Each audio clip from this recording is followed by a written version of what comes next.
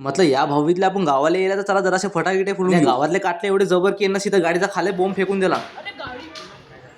मंगल भावानया मी म्हटलं आता एक काय थांबायला पुरत नाही, फटाफट इकडून कल्टी मारली. काटे स्वतः पण मार खाते, मला बी मार खावरती. इकडून निघून सीधा मी आलो आपल्या आत्याच्या घरी. गावाला यायला जरा आपल्या आत्याची भेट घेऊन घेऊ आपण. जरा आपल्या आत्याने बी दिवाळीच्या टाइमला काय मस्त फर्निचर बनायला आपल्या घरामध्ये. हे बी सगळं सुरतून मंगालाय बरं. पण दिवाळीच्या टाइमला गावाला कुकडे बेजा लड्डू चोळा भेटी आपल्या खायला. नाश्ता वगैरे झाला, मी सीधा आलो आपल्या रावलदा सोबत होंडाच्या शोरूम. एल्ले उचलले होते भाऊबीच्या टाइमला होंडाची युनिकॉर्न. रावलदार मला म्हटलं की आपल्या गाडीचा आपला सिनेमॅटिक व्हिडिओ पाहिजे. मी म्हटलं बरं काही विषय नाही, घ्या मग.